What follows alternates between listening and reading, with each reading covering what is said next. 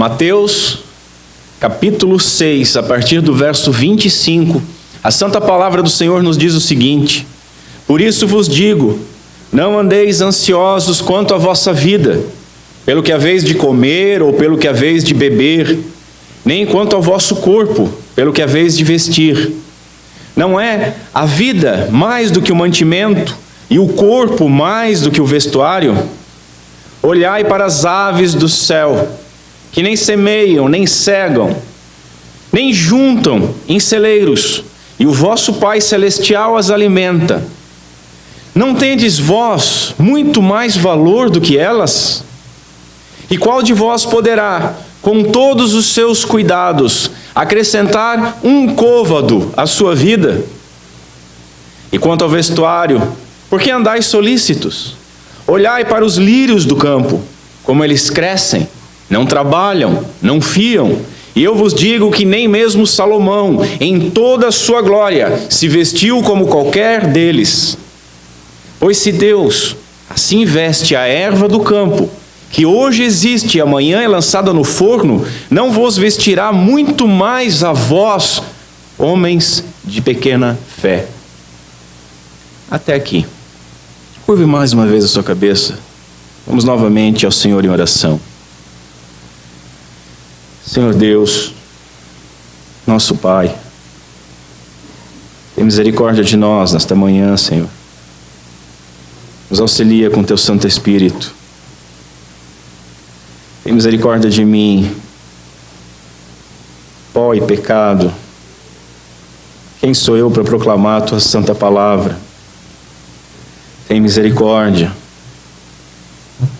Não permita em nenhum momento, Senhor, que nenhum olho fique depositado na minha pessoa, mas que eu seja apenas uma seta que aponta para o caminho, que é Cristo Jesus, nosso Senhor.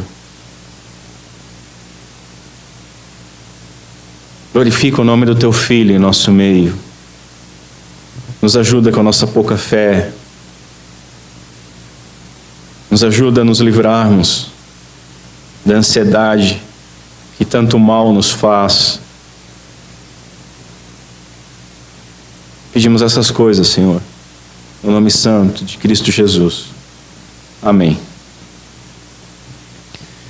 Senhores, nós estamos estudando essa segunda metade do capítulo 6 de Mateus, e hoje nós veremos que Jesus continua tratando a maneira conforme o bem-aventurado deve viver neste mundo.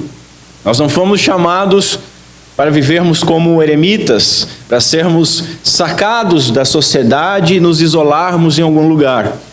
Nós somos chamados para nos separarmos do mundo enquanto pecadores, mas para vivermos neste mundo e sermos luz neste mundo. O perigo não está em acumular riquezas, nós vimos isso, mas em ser dominado por estas riquezas, que é a característica daquilo que nós chamamos de mundanismo e tem se infiltrado nas igrejas.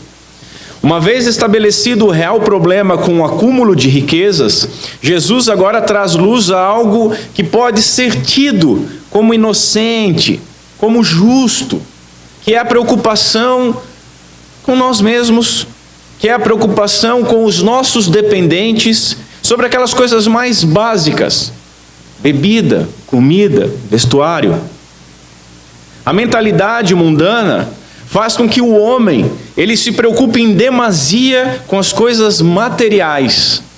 E isso faz com que ele seja escravizado pelos cuidados desta vida.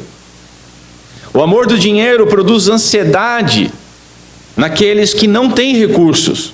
E o amor do dinheiro produz avareza naqueles que têm recursos. O perigo sutil, meus senhores, do mundanismo é que ao ser assenhorado por Mamon, como nós vimos na semana passada, o homem ele passa a depositar a sua confiança nele. E nós vimos que Mamon não é uma entidade, não é um tipo de um demônio, mas que Mamon é caracterizado por aquilo que nós amamos como bens, como posses, como riquezas, e que, por nos se assenhorar de nós, nós acabamos depositando a nossa confiança, crendo que sem aquilo nós não podemos viver.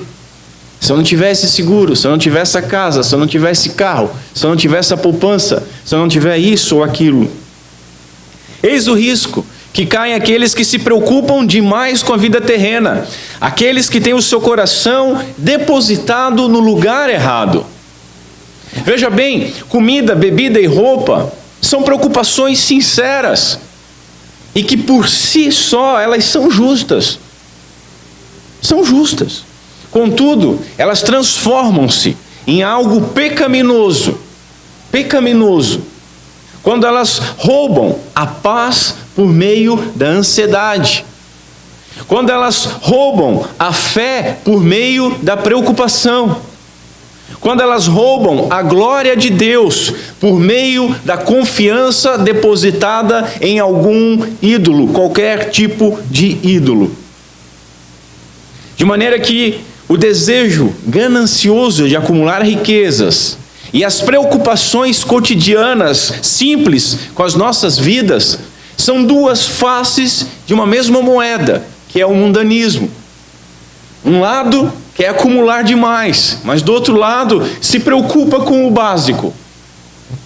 E nós vamos ver mais à frente que o Senhor diz que esses que se preocupam com o básico imitam o comportamento dos pagãos, dos gentios, porque não tem um pai em quem confiar. Nós temos um pai. Jesus aqui novamente ele reduz as nossas opções em duas alternativas e confronta uma com a outra. Aqueles que não conhecem o Pai é que se preocupam. O que nós vamos beber, o que nós vamos comer, o que nós vamos vestir, o que vai ser do dia de amanhã. Eles andam incertos.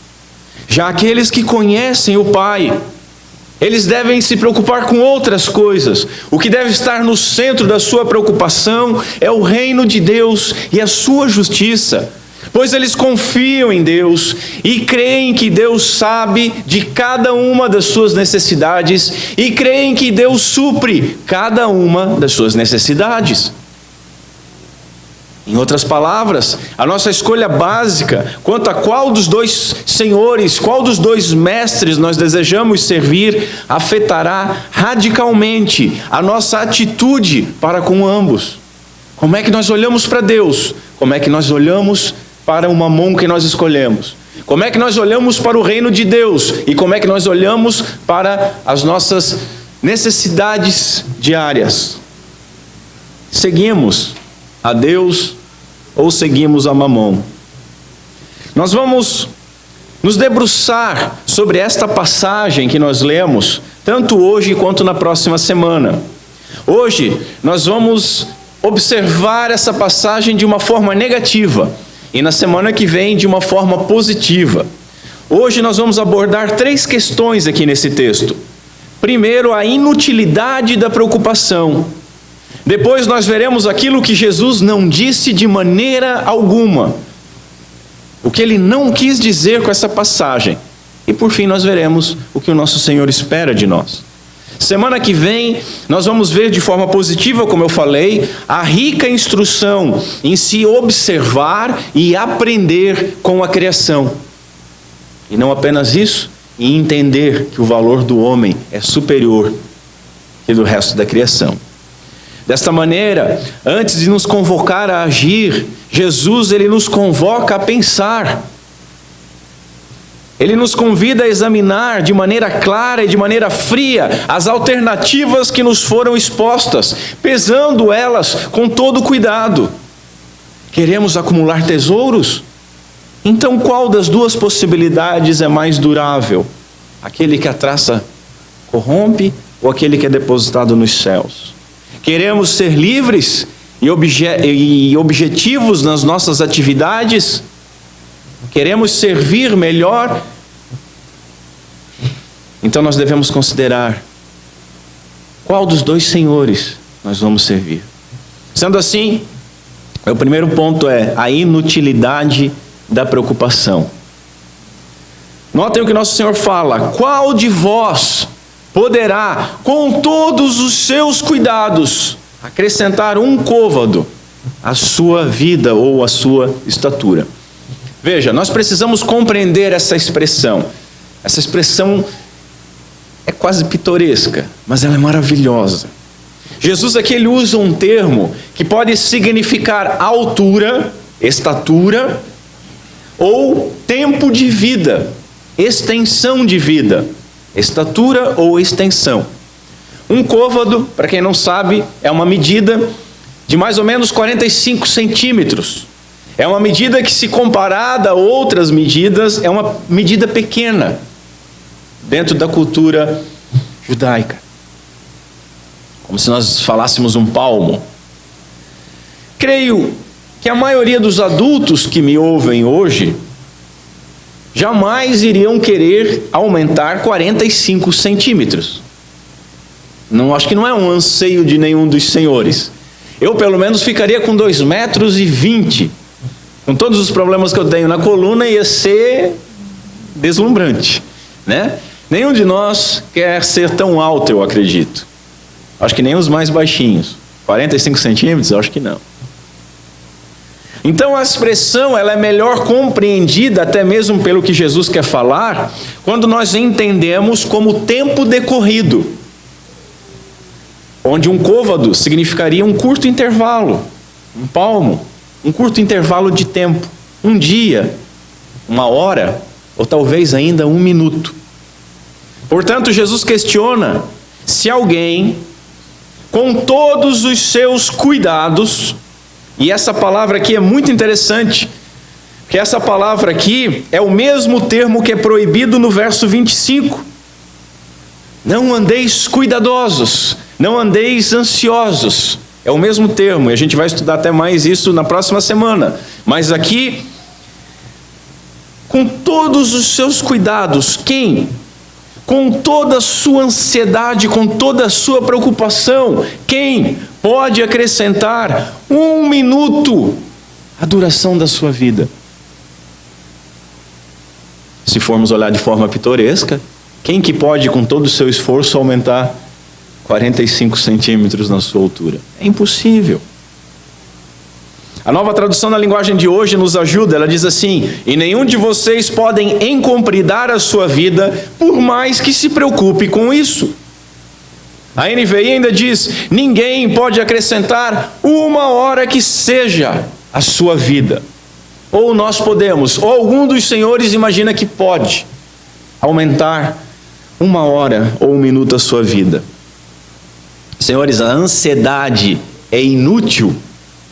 Dr. Lloyd Jones diz: quantos de vocês, pelo fato de toda essa perturbação e preocupação, pelo fato de toda essa ansiedade e apreensão, pode prolongar a duração da sua vida terrena, ao menos por um momento? Não há meios, é impossível.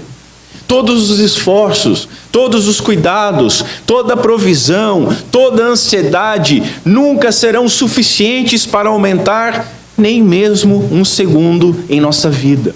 Não serão úteis para atrair algum tipo de sucesso. Não serão úteis para atrair um tempo de bonança. Não serão úteis para atrair uma situação econômica melhor. Não serão úteis para atrair chuvas, ou para que as chuvas não venham, ou para atrair sol. A preocupação é inútil. A ansiedade é algo completamente inútil, porque não muda absolutamente nada. Há pessoas que morrem por um tombo numa calçada. Esses tempos eu vi um senhor que teve um mal súbito e morreu afogado na sopa. Não há algo mais bizarro do que isso. Vi um outro caso de uma pessoa que se desequilibrou, talvez tonta, e caiu e bateu numa xícara na sua garganta e quebrou a traqueia e morreu. É uma forma completamente absurda de se morrer. Em compensação, há pessoas que sobrevivem a desastres de avião. Né? Vocês lembram do avião da Chapecoense, por exemplo? Caiu, Algumas pessoas sobreviveram, algumas foram machucadas e sobreviveram. Uma delas, um jornalista, sobreviveu praticamente ileso. Um ano depois morreu jogando futebol. O destino, senhores, o destino de cada um dos senhores, o destino da vida de cada um dos senhores está nas mãos de Deus. Ninguém pode aumentar, nem tampouco diminuir o nosso tempo aqui na terra. Não há como. E essa impossibilidade e a inutilidade de se preocupar com isso, uma vez que é impossível, é o ponto que Jesus está esclarecendo aqui. É o ponto que Ele está nos ensinando. Parem com isso, é inútil. Nossas vidas estão nas mãos de Deus. E a despeito do que nós comemos, do que nós bebemos, do que nós vestimos, claro que somos responsáveis por aquilo que comemos. Mesmo a despeito dos avanços científicos, seja com medicina, com as vacinas, com prolongamento de vida como nós vemos, a despeito das catástrofes que ceifam vidas, epidemias, quem de nós escolheu nascer? Quem de nós escolheu onde nascer ou como nascer? A vida é uma dádiva divina, é um dom divino, e é Deus quem dá começo, é Ele quem dá essa dádiva, e é Deus também quem determina o final dessa vida. Nem toda a ansiedade do mundo nos fará viver 1 minuto além do tempo que Deus determinou para nós. Volto a falar, somos responsáveis pelas nossas escolhas? Claro que somos. Mas essas escolhas estão nas mãos de Deus. Eu lembro de um caso muito estranho, porque você pode estar pensando assim, mas se eu quiser me matar, né? Um jovem nos Estados Unidos teve esse pensamento. E ele resolveu se matar. Ele resolveu se matar de uma forma brutal e de uma forma que deveria ter obtido sucesso. Ele deu um tiro de 12 na sua boca. Mas Deus não queria que ele morresse. Ele está vivo, vegetando, é verdade. Metade do seu cérebro foi embora, metade do seu rosto foi embora com esse tiro. Mas quem diz a hora que morre é Deus. A nossa vida está nas mãos de Deus. Vejam, nem mesmo Jesus morreu. Ele entrega a vida. Ninguém tem poder sobre a vida senão Deus. É Ele que determina começo e final. Nem toda a ansiedade do mundo nos fará viver 1 minuto além do tempo que Deus determinou por nós, e nós não morreremos enquanto a nossa obra não estiver terminada, enquanto aquilo que foi determinado para que nós fizéssemos for feito. Às vezes a obra de uma pessoa se limita a 5 dias de vida. O seu propósito foi cumprido. Às vezes, mais de 1 século. Deus é quem sabe. E se nós cremos nisso e deveríamos crer nisso, por que então deveríamos ficar ansiosos com a duração da nossa vida? Se a nossa vida está nas mãos de Deus. E diga-se de passagem, está em boas mãos. Se tivesse em nossas mãos, misericórdia. Mas está nas mãos de Deus. Toda a preocupação do mundo não seria capaz de mudar absolutamente nada. Tudo que nós conseguimos fazer quando nós nos preocupamos, nos ensina Sproul, é ficar angustiados. É a única coisa que nós recebemos, que nós ganhamos. Vamos nos preocupar com determinada situação. O que vamos receber? Angústia, peso, trabalho. E as únicas mudanças acarretadas pela preocupação são alterações negativas em nossa saúde. Tem alteração. Tem alteração, mas é na nossa saúde. Tem gente que fica preocupado demais com o outro dia, com o problema, com o que vai vir, com o que não vai vir. E a única coisa que muda nisso tudo é a sua saúde, que vai sendo debilitada pela preocupação.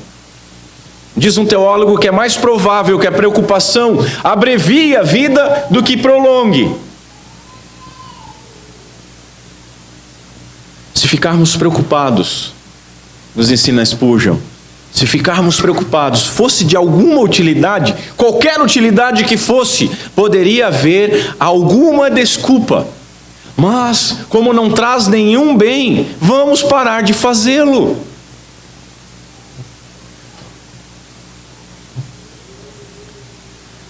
Os dias dos homens e a glória dos seus dias, segundo o apóstolo Pedro, são, na melhor das hipóteses, como as da erva, como as da flor da erva, que logo seca e cai a sua flor. 1 Pedro capítulo 1. Os melhores dias, na melhor das hipóteses. Então por que nós andamos preocupados com roupas? Por que nós andamos preocupados com luxos? Por que nós andamos preocupados com o que comer e o que beber? Por que tanta preocupação com roupa, se logo quem vai escolher a roupa do nosso sepultamento não vai ser nós? E nós nada levaremos. Às vezes esquecemos o que as roupas representam. As roupas testemunham que nós caímos no Éden. E ao invés de ser motivo de orgulho para alguém, deveria ser motivo de humildade. Um lembrete que o homem é pecador. A ansiedade, meus senhores, rouba a nossa alegria de hoje e rouba as nossas forças de amanhã. Perdemos a alegria do hoje pelo medo do amanhã. E amanhã nós estaremos cansados pela energia gasta hoje, pela ansiedade gasta hoje com esse medo. Vejam só, se nada ocorrer no outro dia, nós nos preocupamos à toa, nós cansamos à toa, nós gastamos energia à toa.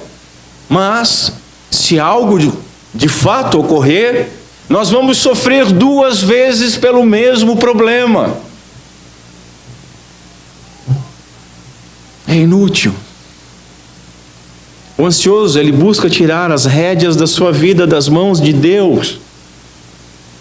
Algo que é impossível, mas buscando uma autonomia que, além de não lucrativa, é inútil, é incrédula, é louca.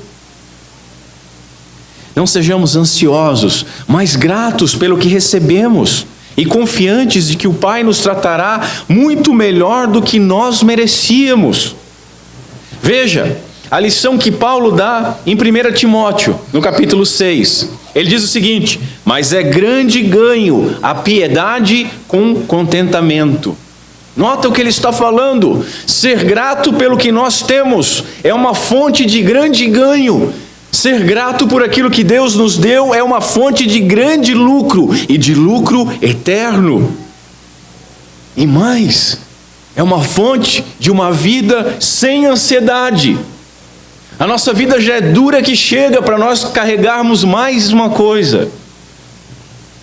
Continua. Porque nada trouxemos para esse mundo e manifesto é que nada nós podemos levar dele. Eu já falei aqui em outra oportunidade, caixão não tem cofre, você não leva nada.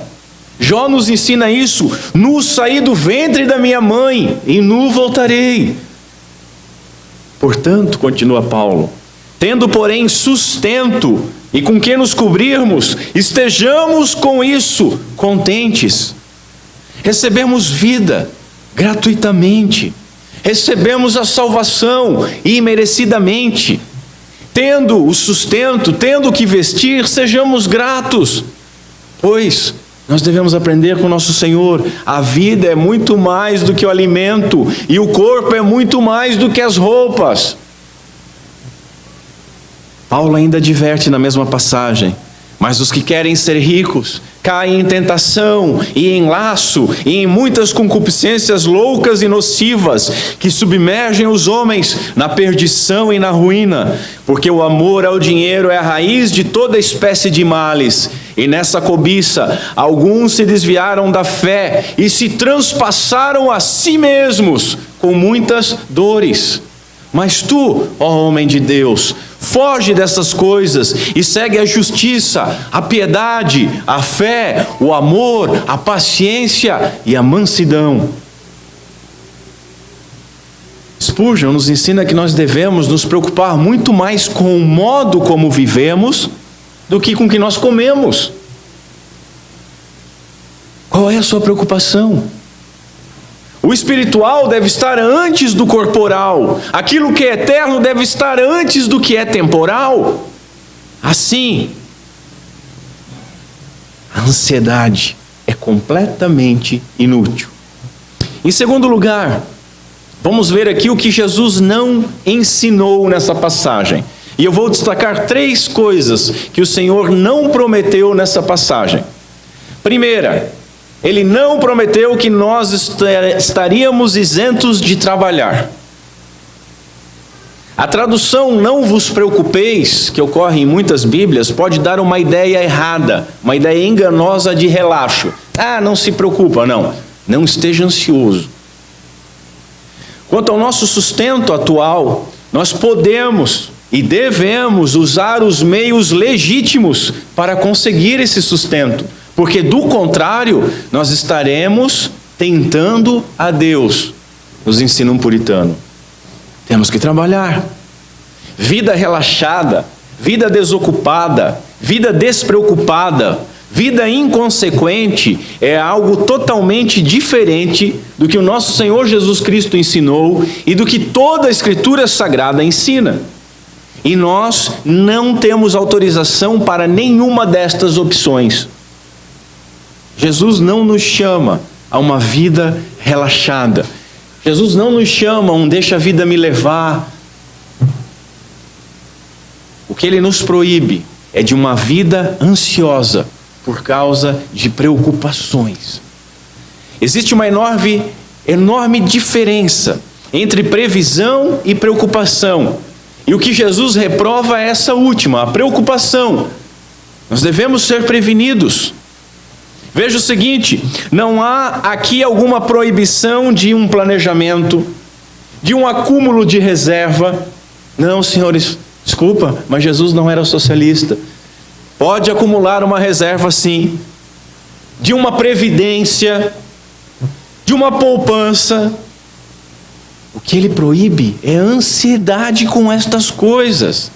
A ansiedade com estas coisas, mesmo essa poupança, essa previdência, será um gatilho para começar a preocupação em entesourar. E entesourar no lugar errado. Para passar a amar aquilo que é menor. Passar a servir aquilo que é para nos servir. E principalmente, acaba fazendo com que nós percamos a confiança no Pai para o atendimento das nossas necessidades básicas, confiando então em posses. E isso seria uma miséria. Eu não lembro o autor, me escapa o autor, mas tem um autor que diz que ele era tão pobre que só tinha dinheiro.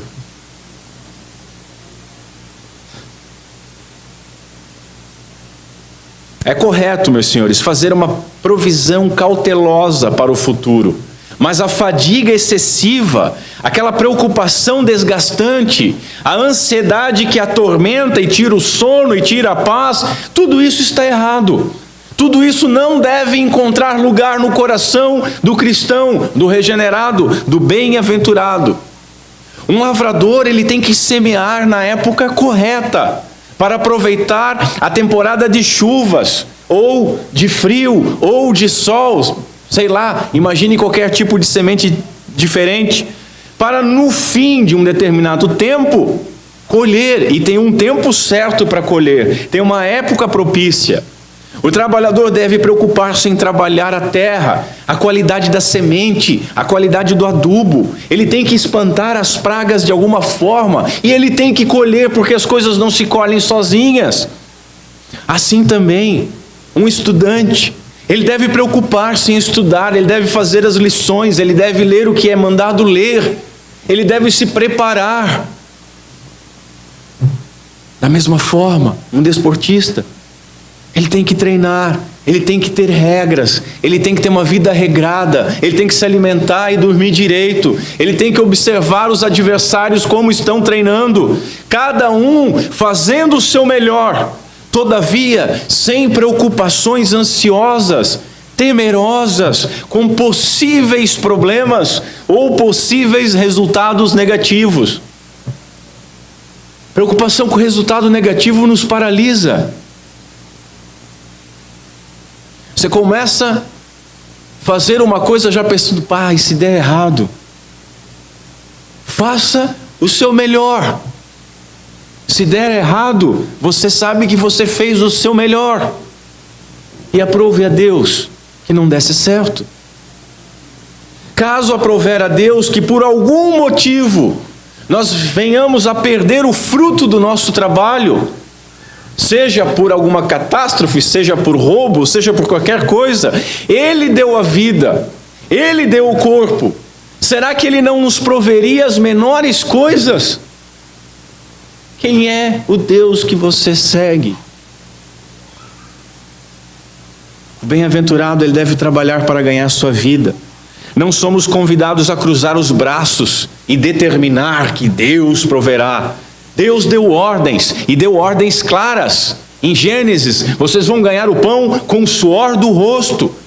Paulo, quem não trabalhar, que também não coma. Viver pela fé não é esperar que anjos venham trazendo comida. Viver pela fé é fazer todo o possível, crendo que o resultado depende totalmente e exclusivamente de Deus. Tem gente que ensina a fazer loucuras por fé. Isso é um deboche com Deus. Isso é um deboche com as coisas de Deus. Conta a história que o missionário Hudson Taylor, talvez alguns de vocês conheçam, quando ele foi para a China em 1853, ele, na embarcação, ele achou que usar os salva-vidas seria uma forma de desonrar a Deus. Porque ele tinha, no seu fervor, aquela ideia. Não, se Deus está cuidando de mim, eu não preciso do salva-vida. E aí ele dispensou o salva-vida. Mais tarde, ele percebeu o seu erro. E aí ele deixou escrito o seguinte: o uso de meios não diminui a nossa fé em Deus.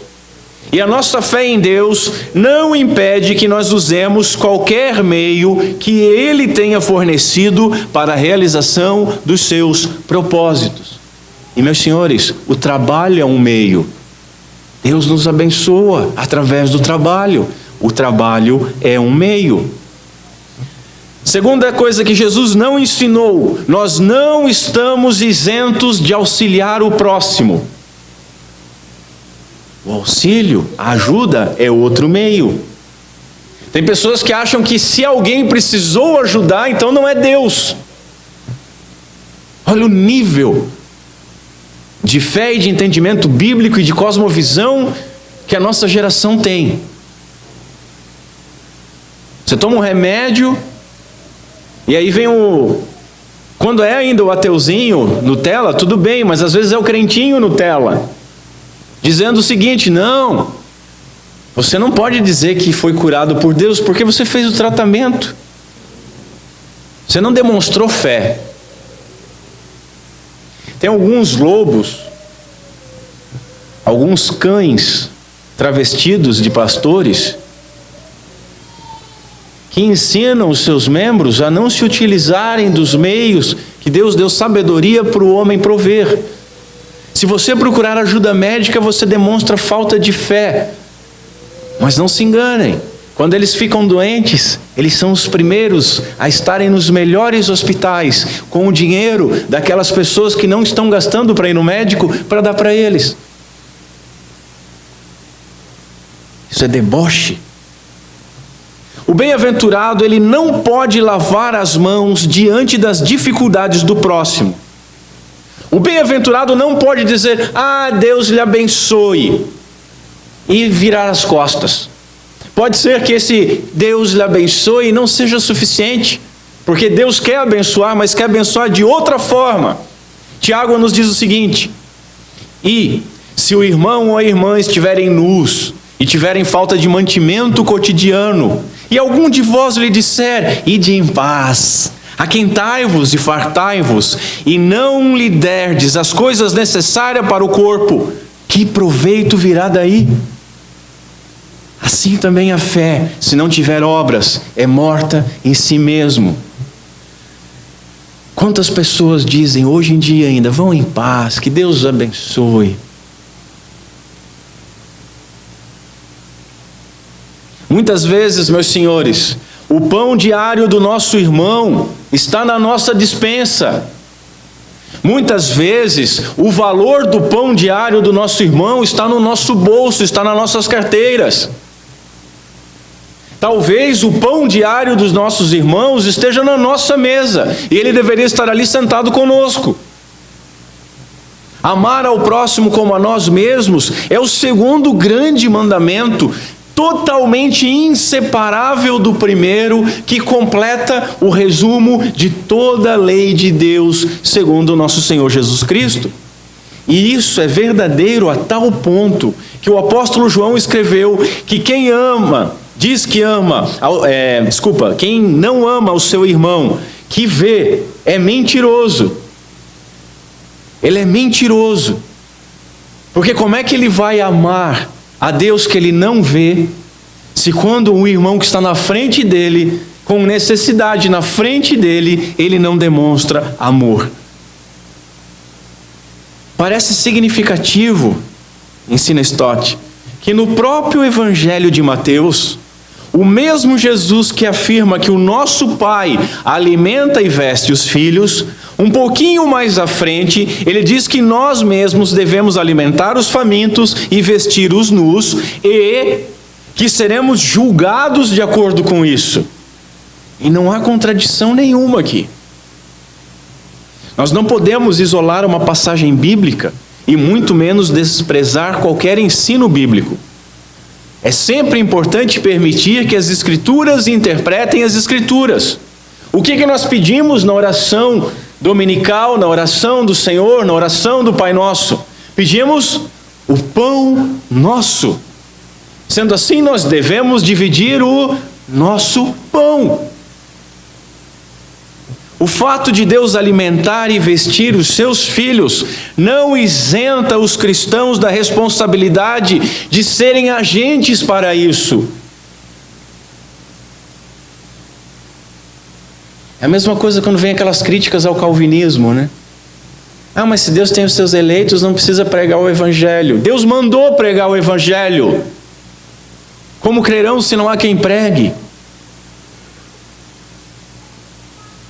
Se Deus é Pai, então Ele vai ajudar aquele meu irmão que está em dificuldade. Vá você e ajude, já que Deus é teu Pai e te deu o suficiente, e você pode dividir. Nós precisamos aqui ainda acrescentar um detalhe. A nossa obrigação com o próximo, ela se dá tanto de uma atitude ativa, que é socorrer o próximo, quando numa atitude passiva, de ser socorrido pelo próximo, caso nós precisemos de socorro. As promessas de Deus também não nos isentam de receber ajuda alheia, caso aprouver a Deus, caso seja necessário. Tem gente que acha que filho de Deus nunca passa fome, nunca tem problema, nunca tem dificuldade, andando nas nuvens. Muitos crentes, seja por orgulho, seja por vergonha, que é uma forma de orgulho pior ainda, ou seja por um ensino ou uma compreensão errada sobre a fé, eles comportam-se semelhante àquela anedota de um homem que estava em sua casa e veio notícias que haveria muitas chuvas e ia haver uma inundação. E no noticiário disse: olha, quem mora em tal região, abandone a sua casa. E ele ficou ali: não, Deus vai me salvar. Começou a chover, a água começou a subir, e o vizinho: vambora, vambora. Ele disse: não, Deus vai me salvar. A água subiu, ele ficou ilhado. A polícia militar chegou lá com um barquinho, disse: vamos. Ele disse: não, Deus vai me salvar. Por fim, ele já estava no telhado da sua casa, ilhado. Vem um helicóptero dos bombeiros, joga a corda: vamos, filho. Ele disse: não, Deus vai me salvar. Acaba que a água sobe e ele morre afogado. Quando ele encontra com Deus, ele diz: pô, Senhor, eu te esperei. E Deus olha para ele e diz: filho, eu avisei para você sair, você ficou lá. Eu mandei o vizinho ir lá te ajudar, você não quis sair. Eu mandei a polícia lá te pegar de barco, você não quis ir. Eu mandei os bombeiros com helicóptero, você não quis ir. O que você quer mais? Um arco-íris até ali para você subir? Uma escada igual a de Jacó? Terceira coisa que Jesus não ensinou: os bem-aventurados, por consequência até, eles não estão isentos de dificuldades. Tem muito Barnabé por aí que diz que crente não tem dificuldade, se tem é porque está em pecado. Primeiro, crente que não tem pecado não existe. E crente que diz que não tem pecado, misericórdia. Está na hora de sentar e abrir a Bíblia e ler. Estar livre de preocupações e de ansiedade não significa caminhar sobre um arco-íris com música angelical e anjos servindo. Não significa estar livre e isento de todo tipo de dificuldade. Nota inclusive o seguinte: com dinheiro no banco, com dinheiro no bolso, com a sua despensa cheia, com a barriga cheia, é fácil não estar ansioso, né? É muito fácil não estar ansioso. O que muitos não compreendem é que Jesus, ele nos promete uma paz diferente. Ele nos promete a paz que o mundo não conhece, a paz que o mundo não pode dar, a paz que o mundo não compreende e que nada nem ninguém pode dar, porque essa paz, o único que pode dar é Deus. Nós temos essa paz. Ele dá essa paz em meio às dificuldades. Tem gente que acha que o conceito de paz é estar numa ilha paradisíaca, com uma cozinha gourmet servindo, com bonança, sempre tempo bom, sem enfermidade, sem vizinho com som alto, sem cachorro latindo, sem pneu do carro que fura, sem nenhuma gripezinha. Ah, esse é a paz. Meu amigo, existem vários cemitérios e tem vários corpos lá. Esses corpos às vezes estão em paz, quando não vai lá metaleiro usar droga em cima da sepultura. Não existe esse tipo de paz. Enquanto você estiver vivo, não existe isso. Nós somos seres vivos. A paz que Deus nos dá é uma paz em meio às dificuldades. Por isso que ela é útil para nós. Por isso que ela nos serve tanto. Por isso que uma igreja triunfalista não é uma igreja. É um centro de convenções de coaching. A paz que Deus nos dá é em meio à dificuldade, é em meio à perseguição, é em meio a tapa na cara, é em meio à escassez, é em meio à enfermidade sua ou do seu querido, é em meio ao luto. É essa paz que Deus nos dá.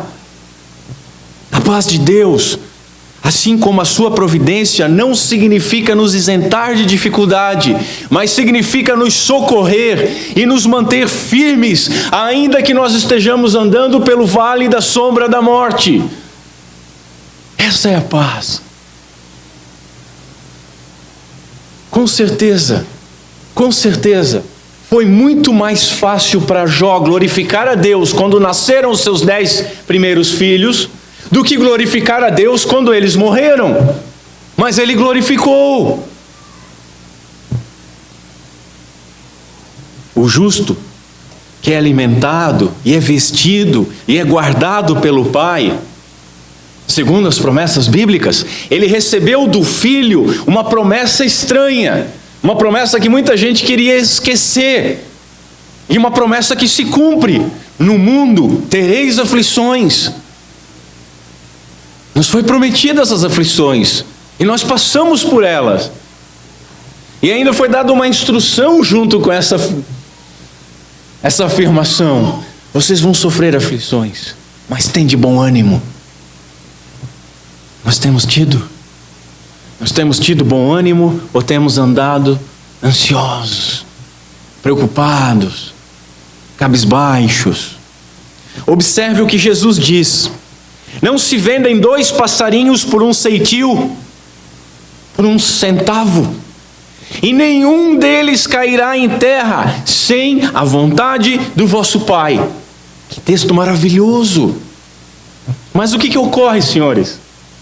O que ocorre? Os passarinhos caem, eles morrem.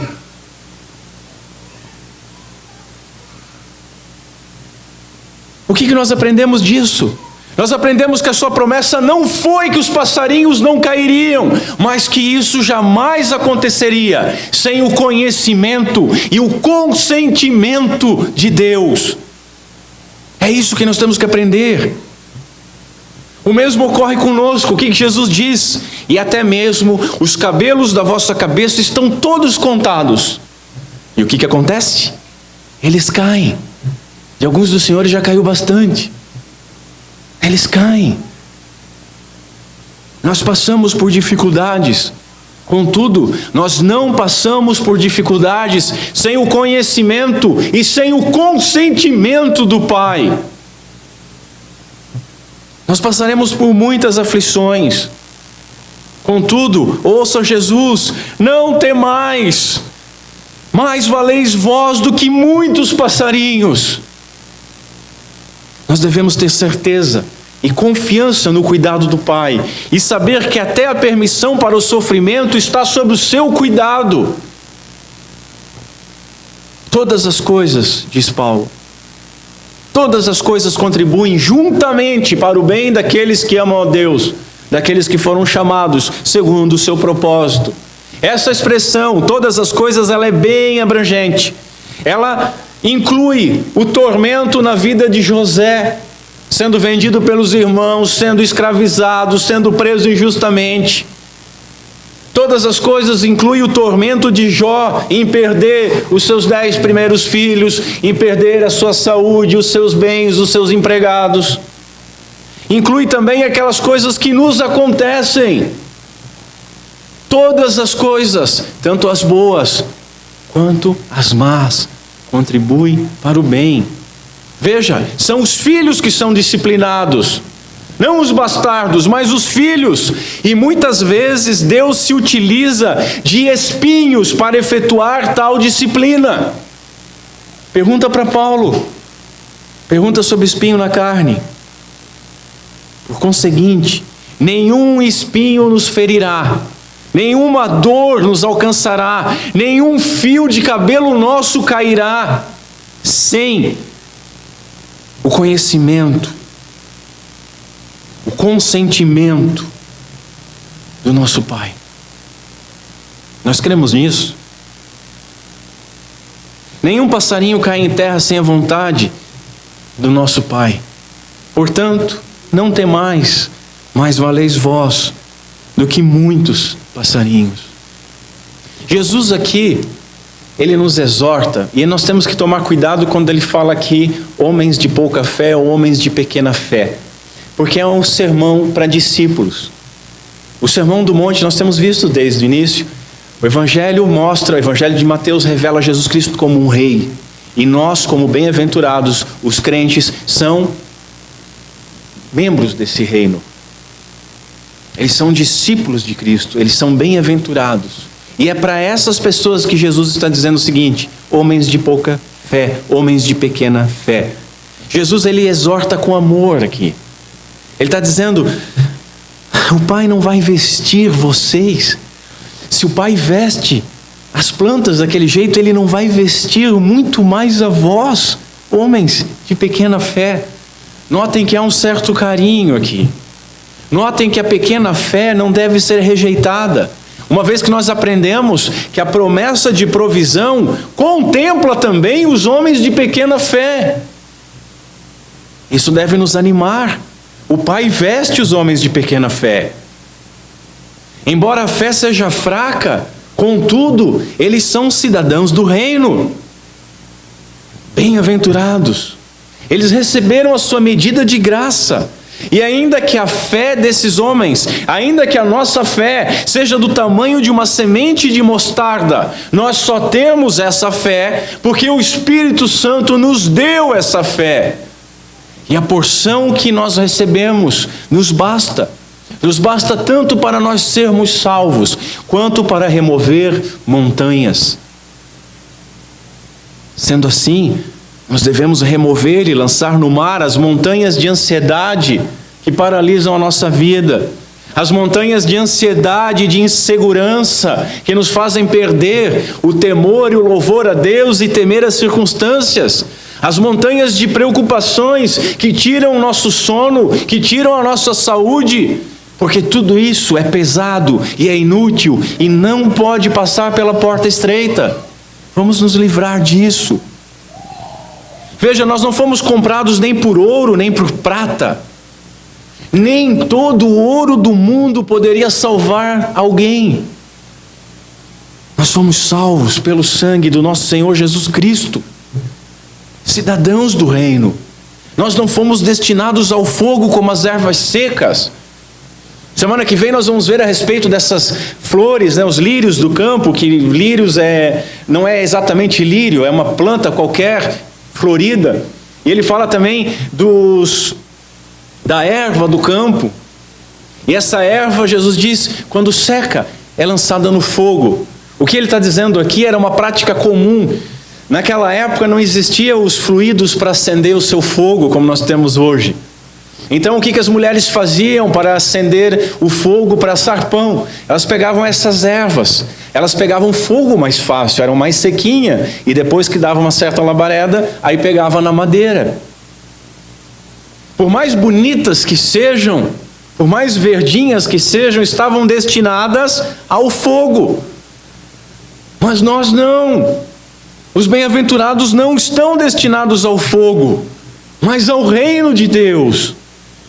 Homens de pequena fé que nós somos. Nós recebemos aqui um encorajamento e uma amorosa exortação. Óbvio, nós não devemos nos acomodar nessa pequena fé. Nós devemos exercitar essa fé.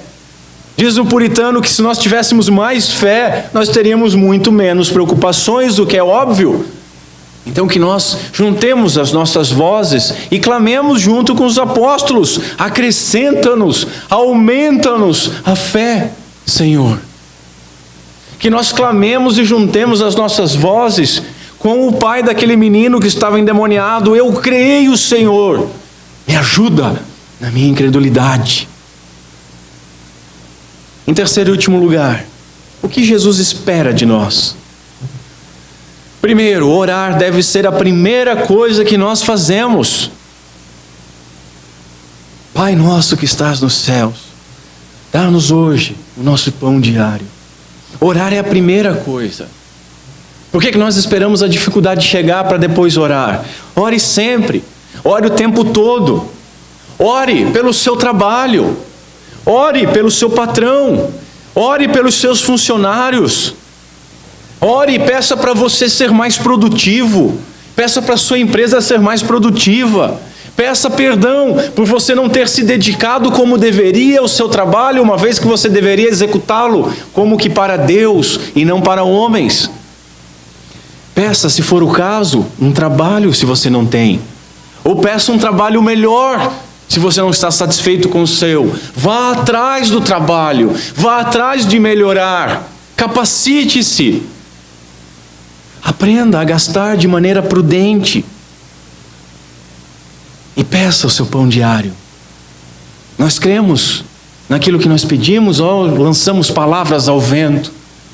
Senhor, dá-nos o pão diário, o pão cotidiano. Bom, agora é comigo, é só eu e as minhas posses. E se eu perder esse meu emprego? Se não vender? Se a crise aumentar? Se vier esse vírus agora e matar todo mundo? E se vier enchente? E se vier frio? Confia em Deus ou não confia em Deus? Cremos que Deus seja poderoso para nos socorrer. Senhores, aquele que fez o corpo e deu a vida não teria condições de nos dar sustento e as vestes. Ele nunca prometeu luxo, mas o básico. Segundo lugar, trabalhe com diligência. Nós fazemos todas as coisas como para o Senhor e não para homens. Quando você está fazendo as coisas no seu trabalho, você faz com dedicação para a glória de Deus, ou você faz de qualquer jeito, ou você tem aquela mentalidade de peão, não sou pago para isso. Não, até aqui. Você não viu que ia dar errado? Eu vi, mas eu não sou pago para isso. Eu fiz o que estava aqui e deu. Eu lembro de uma costureira, quando eu tinha confecção ainda, foi um lote inteiro falhado. Na frente tinha uma falha. Ela ganhava por peça produzida. Mas essa peça produzida com uma falha na frente não tinha o que fazer, nem para vender de segunda. Ela costurou tudo. Gastou etiqueta em tudo, fez tudo. E eu ainda tive às vezes a gente deve ficar quieto. Escuta, você não viu isso aqui? Eu vi.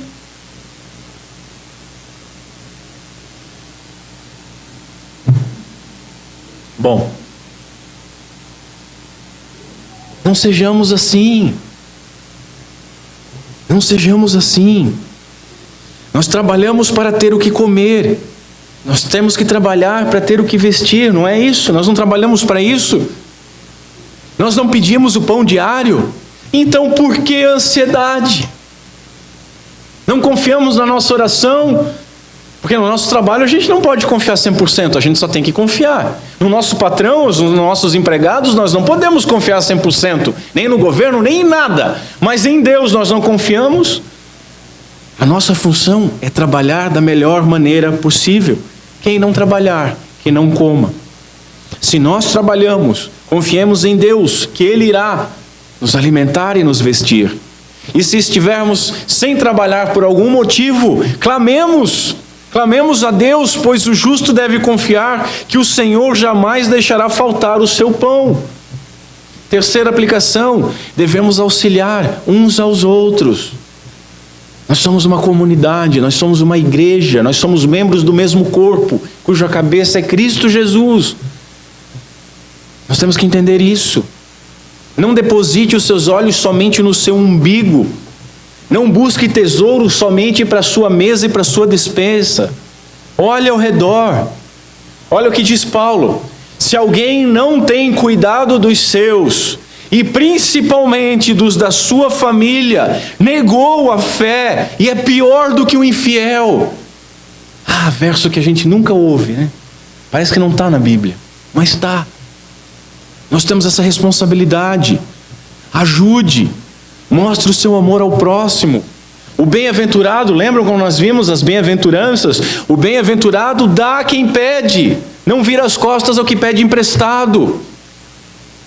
Lembre que não só as orações, mas as esmolas de Cornélio subiram aos céus, como está registrado em Atos 10. Não seja soberbo, não seja orgulhoso se você precisar. Não é motivo nenhum de vergonha. Ore, peça a Deus. Compartilhe com os seus próximos aquilo que você tem de sobra, mas compartilhe com os seus próximos também a sua dificuldade. Não espere que eles adivinhem. Não espere que um anjo bata na porta deles e diga: fulano está com fome, vai lá. Muito provavelmente isso não vai acontecer. Fala.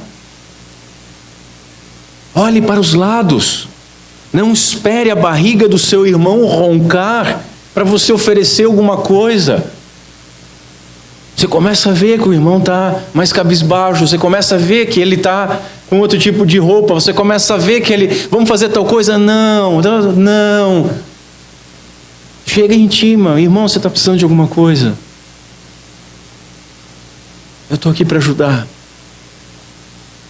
Quarta coisa que Jesus espera de nós: devemos nos contentar com o que nós temos. Repito Paulo, grande ganho é piedade com contentamento, porque nada trouxemos para este mundo, e manifesto é que nada podemos levar dele. Tendo, porém, sustento, com o que nos cobrirmos, estejamos com isso contentes. Nós somos contentes. Ninguém é proibido de fazer provisões para a segurança da família. Mas quando nós passamos disso, nós começamos a acumular tesouros onde a traça corrói, onde os ladrões roubam. Nós temos sido mundanos. Tudo que nós temos, nós não recebemos do Senhor, ou recebemos de outra pessoa. Tendo o que comer, tendo o que vestir, demos graças a Deus. Tendo ajuntado um pouco mais, estejamos prontos para socorrer o próximo. Eu vou guardar porque eu não sei o dia de amanhã. O próximo está com fome hoje, mas se eu der, amanhã eu fico sem. É o que a gente vê quando novamente, tem um vírus, né? Um vírus que não passa de uma gripe, tudo bem. Acabou as máscaras em São Paulo, aquelas máscaras de cirurgia. Todo mundo comprou. Mas todo mundo comprou? Não, alguns compraram todas. Aqui nós passamos numa situação de enchente. O rio começa a subir, neguinho vai no mercado e compra toda a água que tem. Veja, não é nem errado o preço da água subir. É lei de oferta e procura. Agora, você ir lá, não, eu garanti para minha família. Talvez você já tenha passado até por isso. Eu falo porque eu já passei. Já cometi esse pecado. Você vê as famílias desesperadas ao redor e você está ali com tudo na mão e pensa, cheguei antes. Oh, Deus maravilhoso. Tem misericórdia deles, Senhor. No máximo, né? Você tem o seu nome. Compra uma também, irmão. Não, mas a gente sabe o que acontece. A gente não confia em Deus. O que a gente confia? Na quantidade de água que a gente vai levar. Na quantidade de dinheiro que nós temos guardado. No trabalho que nós temos. Nos nossos braços. E maldito o homem que confia no homem. Bendito é que ele confia no Senhor, mas nós não confiamos. Tendo ajuntado mais, estejamos prontos a socorrer o próximo.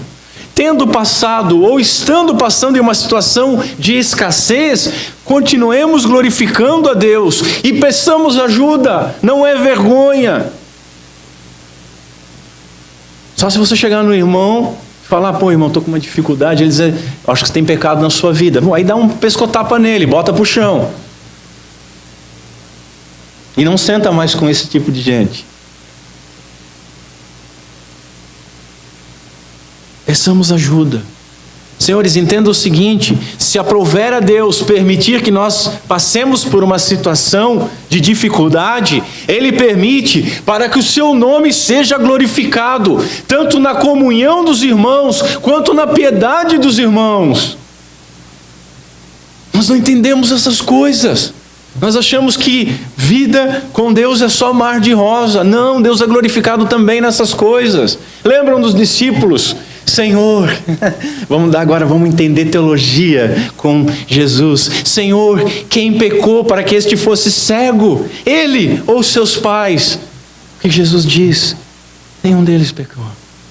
Essa doença está aqui para a glória de Deus. Às vezes nós estamos passando por um momento de dificuldade para a glória de Deus. É bom no momento? Não é.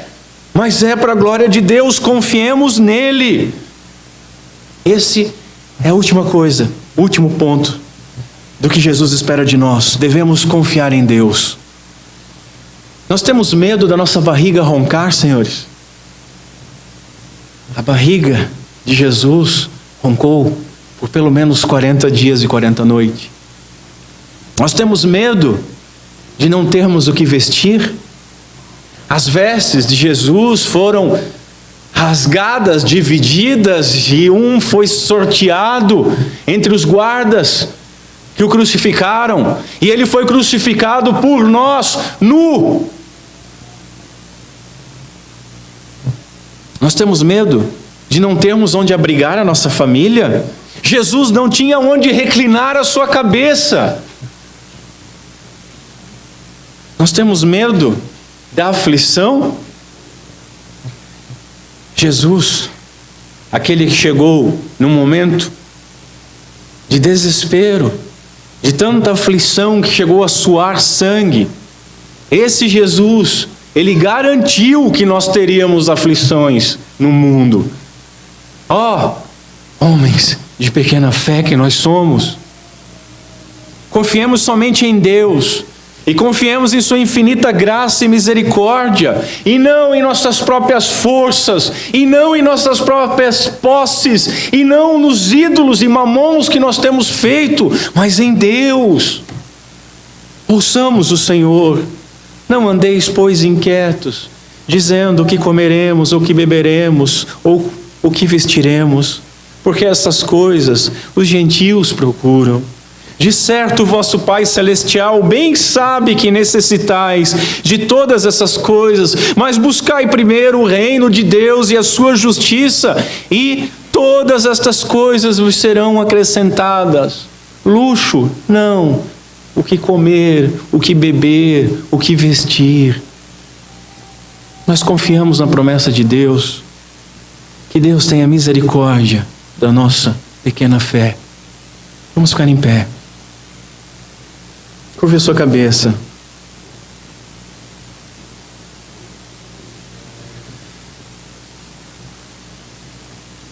Senhor Deus, nosso Pai, tem misericórdia de nós, Senhor.